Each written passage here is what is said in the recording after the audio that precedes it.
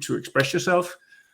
Or are we making a commercial product where the main goal is to tell a story that will catch as big an audience as possible? So obviously it's not either or. This is a sliding scale. You can be all the way on the left, you can be a little bit from the middle to the right, or you can be all the way to the right. You can be anywhere along that line. The good news is the basic tools are the same. So it's not about working in a completely different way, or maybe it is, but you actually use the same tools even though you may be using them in a different way. So this, ladies and gentlemen, is a story. And when we're talking characters, when we're talking stories, and even when we're talking worlds, the basic foundation is still the story. And even if you tell me, well, we're making open world and the character is completely free, then the idea of structuring the experience so that you catch people's attention at the beginning and then you build up to a climax at the end, that is still central. And if you are doing that, then yes, you are making a story, even if the player is choosing which way they want to go. So here's an example, a simple, clean, easy to understand example of how a story can be structured. This is from The Fugitive, ancient movie with Harrison Ford. Originally, it was a TV series that was 26 weeks from the start to the end. But watching the movie, you'll see that it starts with Harrison Ford, who's a nice doctor. He has a beard. He's very friendly. People with beards are often friendly, I'm told. He comes home, his wife is dead, and there's a one-armed man in his house. The one-armed man gets away. Harrison Ford is sentenced to death, and he is put in a bus and driven up towards the prison. And then at the top of the first curve, you see the gray spot there, the other prisoners in the bus revolt. And what happens is that, I'm sorry, I'm getting a message from the organizers here.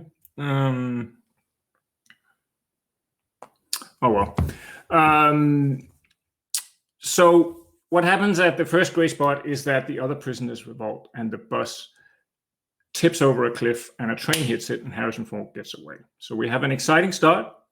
And then at the red spot, the sheriff comes in and says, we have a fugitive. I want you to catch him. And now we know what this story is about, right? It's about one man trying to clear his name and he's on the run. And then there's a sheriff coming after him. And we will now wait and follow the actions of these two men for 2 hours until this story is finished. And obviously it's finished when one man catches the other man or he gets away and the mystery is cleared up about who killed his wife. So the thing that a lot of game developers don't think so much about is that these central parts that we've already described here, the characters, the story, and the world, are actually a very big part of what builds value for the studio. So an example I like to use is IO Interactive, which is based in Copenhagen. And they are the makers of Hitman. They've made a number of other series. They built a studio of about 150 people. They had their own technology. They built an engine. They had the Hitman series. They had other game series. But when they sold the company, the rights to the Hitman character were more than 60% of the entire company's value. And that is the big one. I'm told that the screen sharing has turned in half, so I should just stop sharing for a moment and then share again.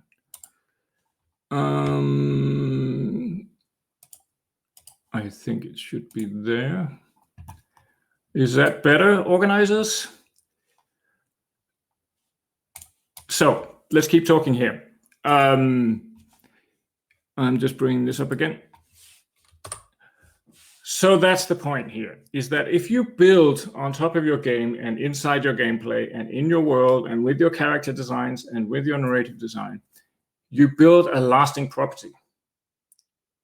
Then whether it's art or commercial, suddenly you're building value for the long term. So there's some real value for that. I'm getting another No. I'm sorry. I'm getting some messages here from the organizers. They're telling me it's okay. So that's good, right? All right. So one of the questions I sometimes get when I talk about this is that, we don't want to make one commercial property. We want to be like Claes. We want to make each new game should be its own thing. It should be completely different from everything else. And we're not into franchises and those things.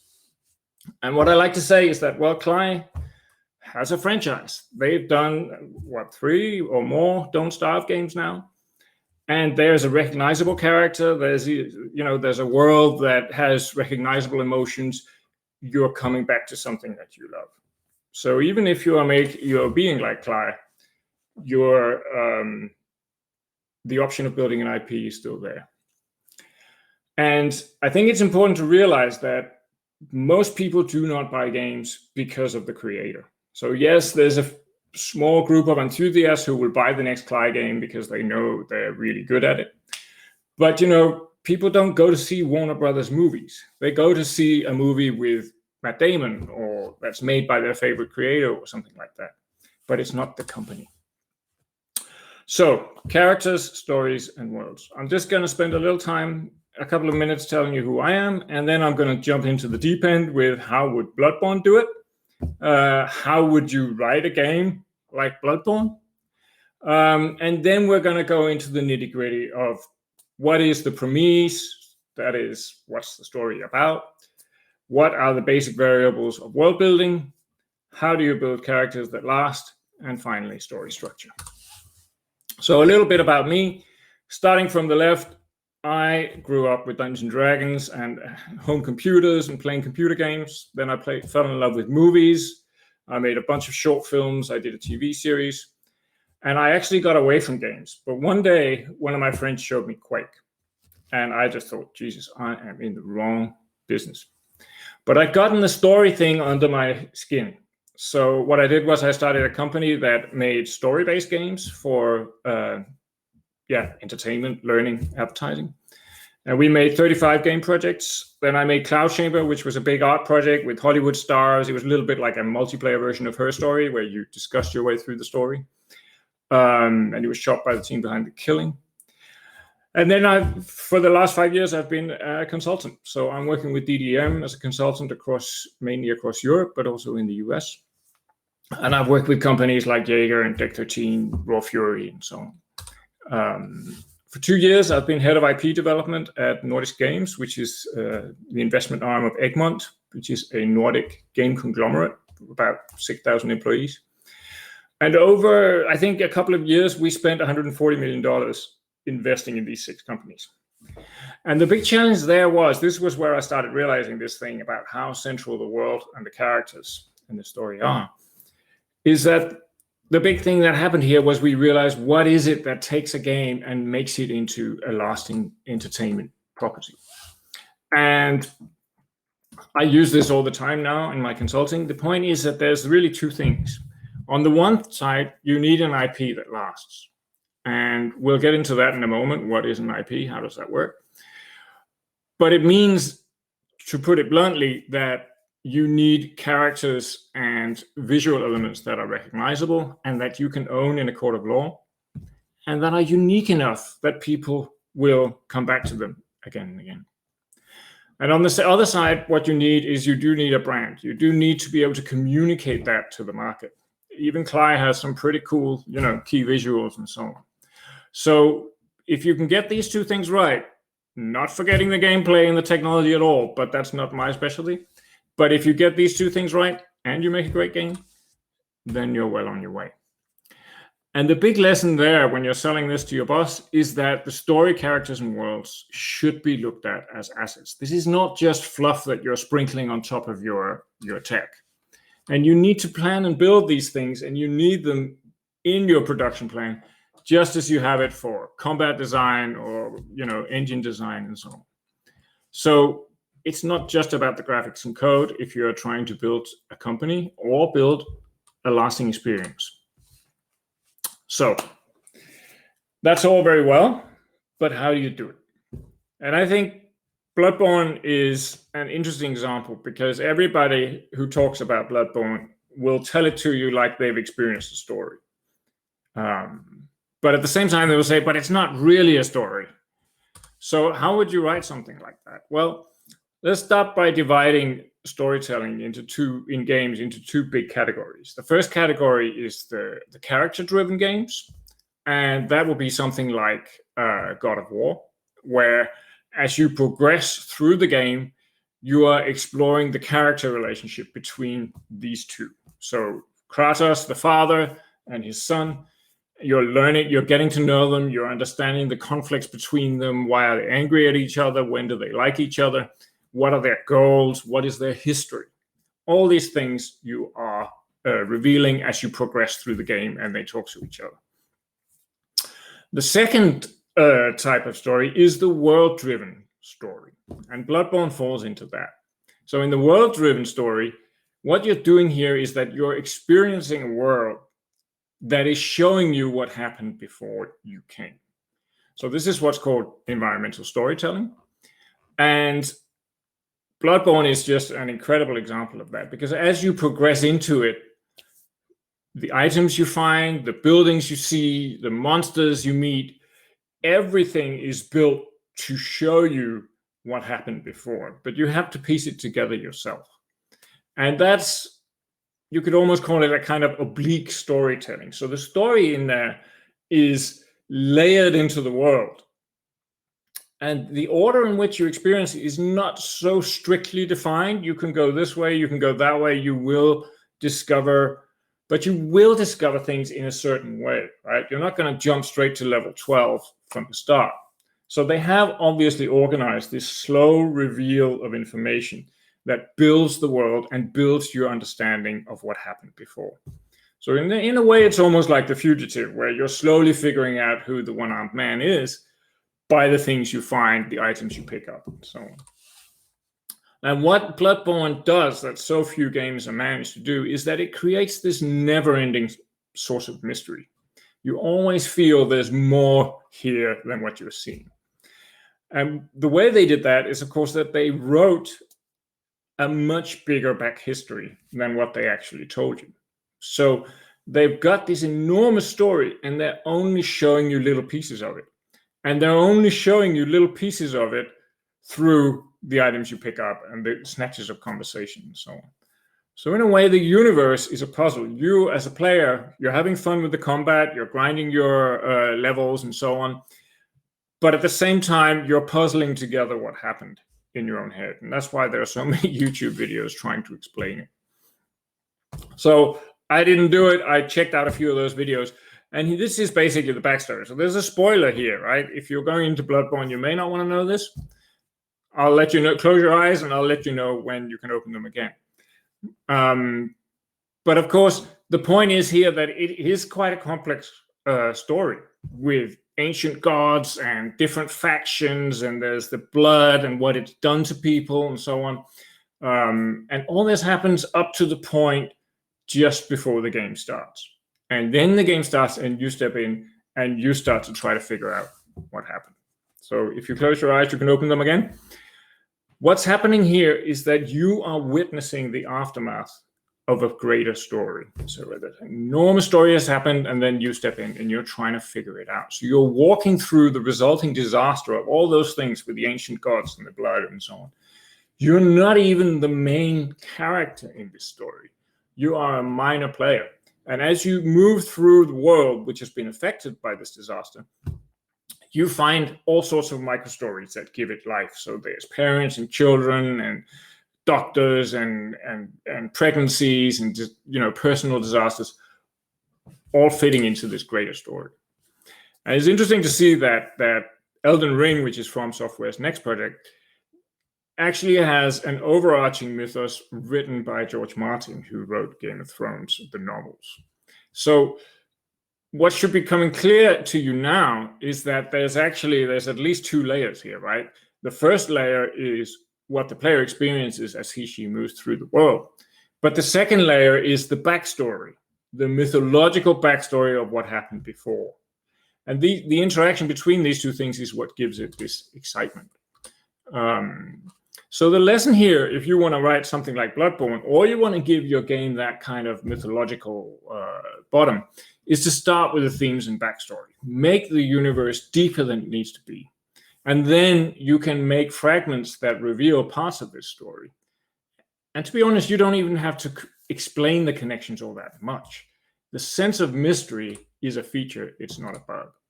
So the way to write Bloodborne is to start writing the grand strategy, then create a rough map of where it happened. Imagine time and nature taking its course, and then figure out what does the world look like now. This is the world you're building. And then you can start writing middle stories, which fit into the backstory, also maybe some medium point in time, and the now.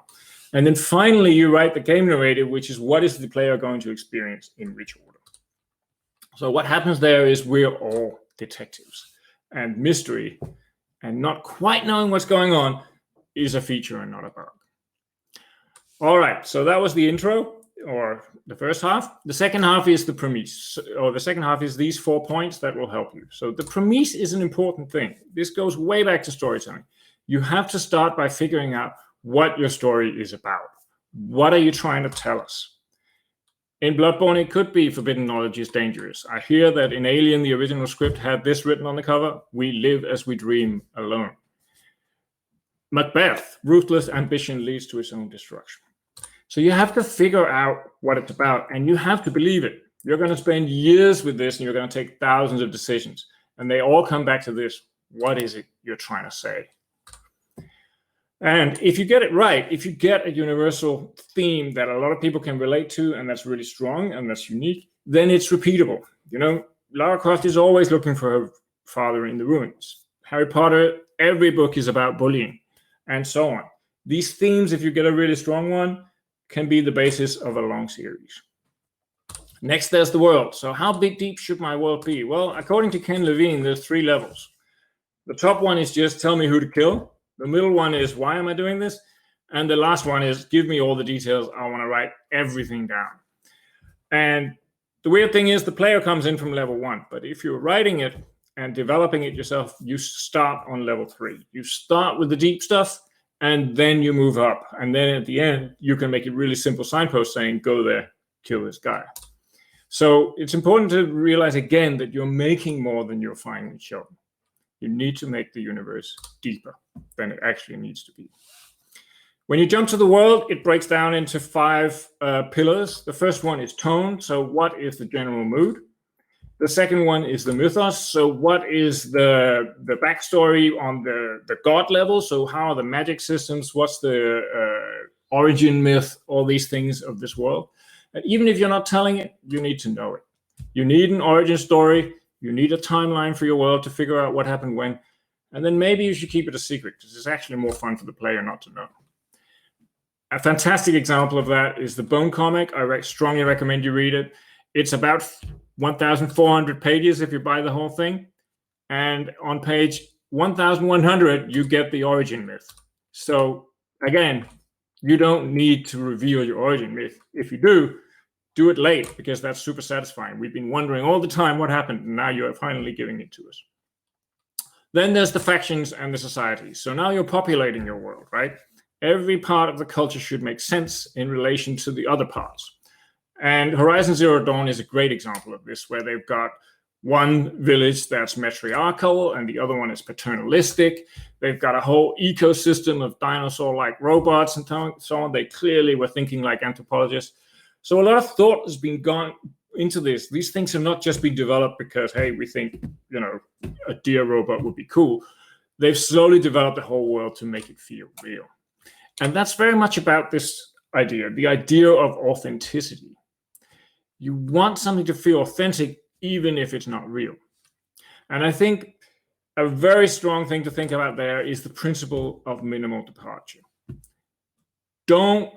And this is my strong advice, don't make a fantasy based on somebody else's fantasy. You know, don't take the Lord of the Rings and then add your own stuff on top, or, you know, whatever you find out there. Start with the real world. Don't change it too much, because the moment you change it too much and it just becomes completely unmoored from reality, it also severs the believability. And that's a lot of what authenticity is about. It's about, does it feel real, even though it's not? This castle is an actual Tibetian castle. And my suggestion in using that is just to say, find something interesting that's real and then give it your twist. Because if you twist somebody else's twist, the chances are the thread will break.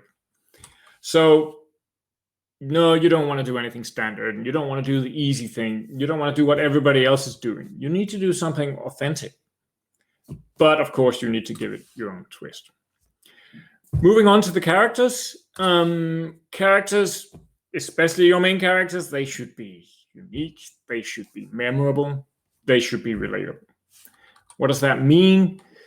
Well, add it all together, and they should also be ownable, right? They should be something you can defend in a court of law and say, hey, we own this character. We built it. We copyrighted it, all those things. But relatable starts somewhere else.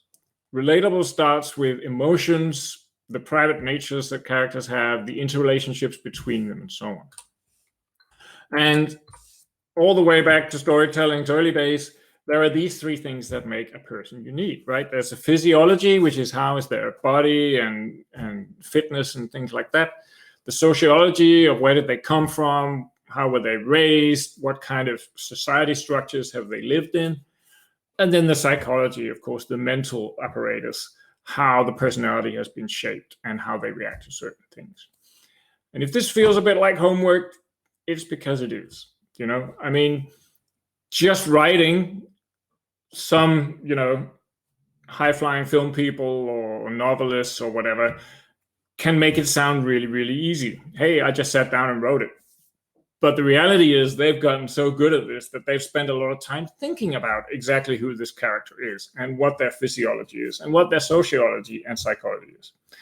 And if you want to make a character that feels real and that, will stay interesting for a long time, you do need to do this homework. You do need to figure out all these things to the character before you start writing that character. You have to know them. Finally, we get to the story structure. The interesting thing here is, of course, that just like movies, game plots are multi-layered. So you will have an A plot and a B plot and a C plot. If it's an open world, obviously, the main quest, the thing you're going for right now, that will be the A plot. But there will be all sorts of B plots going on, right? Side quests and so on that slowly add up to bigger stories and maybe even a C plot. In a classic movie, the A plot will be, the MacGuffin, the suitcase that whoever the character is chasing. And the B plot could be a romantic thing that's building up along the way. And then the C plot might be the relationship to the parents or so on. But the point of having these three stacked on the right side of the image is that each of those is a story with its own hook at the start, with its own build-up of tension and its own climax. And setups are important. People tend to wonder why fans, players get lost in stories. And what happens a lot of the time is that we forget to set them up in the right way. We forget to get the hooks into people before we let them loose. And by getting the hooks into people, you're setting up the goals that they're moving for. So, for example, using the fugitive again, at the very start, this blue section here of the story, a lot of stuff happens, right? He's at a party. We see his wife. He comes home. Oh my God, there's a man in my house. My wife is dead. He becomes a prisoner. The other prisoners revolt, and then he gets away. All of this is carefully built so that we have all this information because we're going to need it later. And it's exactly the same in a game, right? If you want the final climax to be emotionally satisfying after 20, 50, 100 hours of adventuring, you need these setups so that the payoff at the end will have emotional weight. So when here the sheriff comes in and says, right, I'm going to get this guy, that makes it exciting to follow the story. But what keeps us emotionally engaged is all the stuff that was set up in the first act, in the beginning, about this man who loves his wife and he's lost her and somebody killed her and he needs to find out who it was. So take the setups very seriously. The big challenge there, of course, is that you have to make a vertical slice, and often the vertical slice will be in the middle of the game, or it will be after the red spot. So you're cutting in at a point where, you know, the sheriff has already had his speech and we haven't done any of the setups, and everybody wonders why the vertical slice really isn't very good story-wise. Well, I can tell you why it's not very good. It's because we skipped the setup. There's no emotional engagement, so all we've got is gameplay. And that's why the original God of War video it was the latest God of War, but when they revealed it, they showed the beginning, the very beginning, where the father and son are interacting and you see that relationship established. Because if you are making a story game, beginnings are really important. So yes, we're getting close to the end and we'll have a Q&A. The point I'd like to make, of course, is that stories are not written, they are rewritten. You're not going to sit down and just, you know, write the story in one go. What you're going to do is you're going to make multiple attempts at writing your story. And in between writing it, you're going to be developing your backstory, you're going to be developing your world map, you're going to be figuring out who the characters are and so on. And slowly, back and forth between these things in the story, you develop them all together. How do you keep track of all that? Well, I like to use an IP Bible in a weekly format. But of course, it's also very much about how you structure the collaboration between the team and the writers and so on. Yeah, so coming to the end here, my main point is that story, characters, and worlds are assets, and that they do need to be planned and built, developed, just like graphics and code. And I think, to be honest, I think a lot of writers in games companies are in a bad position because they're there's one writer and there's 10, 20, 70 people who are not writers. And I think there's a lot of, it's a very big challenge for a writer to retain authority in a situation like that. Because when the combat director comes in and says he's had a better idea or whatever, there is a tendency for the story to be slowly diluted. Day by day, it's worn down. And, you know, still we do get some games that have really good stories. And I think we should be thankful for that because it's not easy. That's it. Yeah, I'm going to go over to the Q&A now. I just want to say one word about the Player of Games group. This is a group I'm running on Facebook where we're discussing games every day. If you're up for it, I would love to see you in there. I'm going to go to the Q&A thing now. There seems to be some questions here. No. Okay. There it is. No questions yet. Okay. And nothing in the chat. I wonder if there's anybody out there at all. Yeah, if somebody's out there, put some words into the chat. I think what I'm going to do is I'm going to go back and maybe elaborate a little bit because there was a couple of things that I went over kind of fast. And one thing I'd like to go over is the mythology.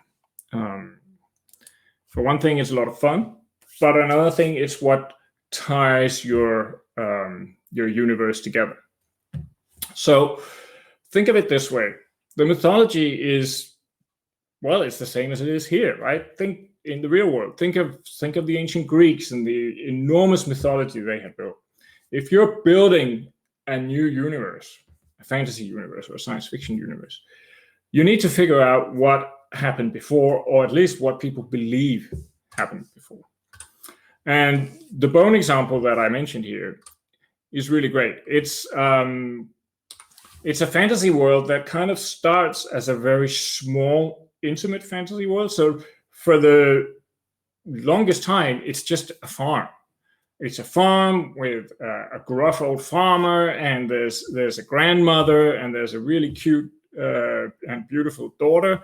And then there's 3 delinquent kids who come wandering in from the desert. And they actually spend a lot of time developing this world, and only slowly do you realize that there are monsters around it. And you can't go out at night because there's these rat creatures that you see here and so on. And tensions kind of escalate. And then suddenly you realize that, there's a very deep prehistory here. And these three delinquents just didn't know anything about it. Suddenly you realize that grandmother is an ancient warrior queen, and the reason the rat monsters are coming is because they're seeking something around the farm and so on. And there's a much bigger world out there. We just haven't seen it yet. And I promise you, when you read it, it's quite goosebump inducing. And then they go on this enormous quest, as you do in fantasy stories. And along the way, of course, you're slowly revealing, just like in Bloodborne, what has been going on in this world. Who are the different power players? What is the rules of magic? All these things. And that is partly mythology and partly backstory. And it's enormously satisfying. But you really don't know how things started. And you keep hearing about it, but you don't get any answers. And then on page 1173, you get it. So what you're told is that early on, dragons ruled the earth, and the first dragon was a queen named Mim. And as long as Mim encircled the world, and as long as she kept her tail in her mouth, there was balance, and the dreaming could flourish, and so on. And everything was good until a terrible creature, a nightmare creature, escaped and invaded Mim's brain, and Mim basically became insane, and the place became a nightmare. And all the other dragons banded together and attacked Mim, and finally petrified her and buried her in the earth. And there she's lying now, waiting for the end times. And the reason they had to do it, of course, was the locust was still inside her. And then they stop telling you the myth, and they go back to, okay, and this is where we are now in our quest. And you see that storm? The locust is inside it. And the Queen of Dragons is there too. So if we don't finish our quest, it's the end of the world. So you can see, in this case, the mythology and the uncovering of backstory elements and the quest that you're on, where you're slowly exploring the world, all tie together in a beautiful way. And yes, this is a comic book, which makes it completely linear. But I'm sure the way I just told it to you makes it, I hope the way I just told it to you makes it clear that this could easily have been an open world adventure, where you start on a farm and there are some simple systems to learn, and there are cows to be milked and so on. And you slowly realize that the rat monsters are pretty dangerous and you can't go that way. You enter into conversations with some locals, and slowly you learn a little bit more. And then the area, expands, and there's a village, and then the quest kicks in and so on. So as I said at the beginning, it's really, really important for me to say, storytelling, the basic tools are the same no matter what, no matter which medium you're working with. You don't use them the same, but the tools are the same. So now we have some questions here. What games with great storylines would I recommend? Well, I would actually strongly recommend God of War and Bloodborne as two opposite ways of telling stories. There's just a lot of learning between those two games. They're so different, but they're telling stories really, really well. I hear that the Spider-Man games, the new ones, are really good stories. I have not played them, but I'm told that really, really, really works. The original Halo was quite a mind blower. It was a very good story. Of course, it's a little old now.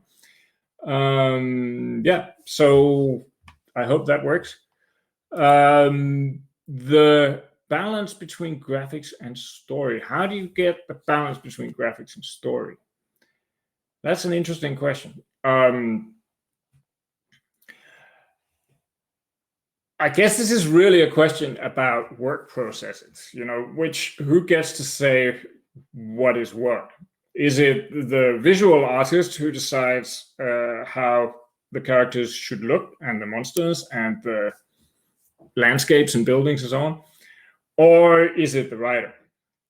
And I think this is all about collaboration. This is about building a creative partnership where the conversation in the creative lead group could be the creative director and the lead artist and the lead writer. They need to find something they agree on. They need to find a premise, a theme that they agree on, and they need to start making the building blocks and then maybe letting the writer go away and try to build it out. And then what you need then is a process of iteration. So you need a process where the writer can go away in his or her secret space and do the writing, and then come back to the lead creative group, present it, and enter into a good, positive, creative discussion about what the others like, what works, what could be changed, and so on. And reasonably quickly, the visual side would be able to go away and do the same, right? So after the first couple of meetings or drafts, you would already have, basic idea, maybe a character or two, maybe, there's something particular kind of monster or item or land. And the visual people can go away and do their creative process and come back and say, so could he look like this? Or could that building look like that? Hey, we've got this great idea for a castle. Could that fit in somewhere? And then the writer takes that and goes away and does his or her thing and brings it back. And then the group, it slowly mushrooms. So, of course, the job of the creative director, who's often in the lead of all these things, is super important there, both as a mediator between the different creative departments. Sound could be part of this conversation as well. What's the music going to sound like? Combat, whatever. And structuring that process with enough chances for feedback, iteration, new ideas, and understanding what is locked and what is not locked and when. That is, I guess, a reasonably individual thing. But it's very, very important. One of the things I've learned is that I strongly recommend you lock the overall story as soon as possible. I have been part of projects where that did not happen because everybody wanted their freedom.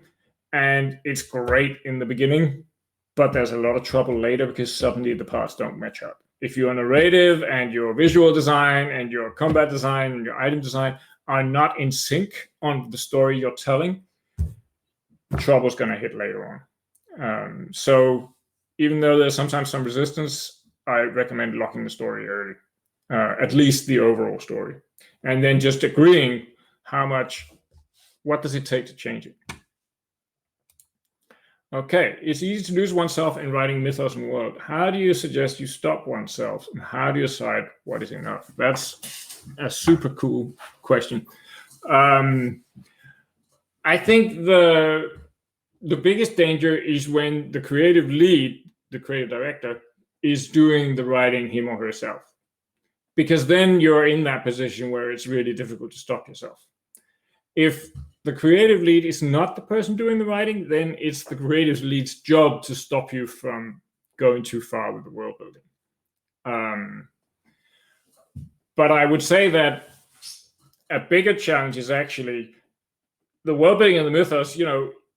It's pure fantastical creation. You can keep going forever if you want. And since it's not being built yet, there are no limits, right? The big challenge is, of course, how does that translate to gameplay? How does it translate to narrative design, to level design, and so on? So actually, I think the answer to the question is you need to be very clear on who's writing the world, who decides what from the world goes into which parts of the game, and what doesn't. What documents or stopping blocks do you have that act as a filter between the pure creation of world writing and mythos writing and what actually goes into the levels? And that has to be a very clear decision process, because if it's not, then again, you end in a place where things are out of sync and people are building levels that have nothing to do with the story. And, suddenly the art department or comes back with, we've built this pink castle and it's built from 5 billion polygons and we spent 9 man months on it. Can you fit it into the story, please? And you're like, we can't have a pink castle. Well, we have to build it now because we spent a fortune on it. So, having all departments in sync is just a big challenge on any narrative project. Okay, so the next question. And what's your take on the hero's journey, the monomyth? And do you think it's important to stick with it when you're writing your story? So I think that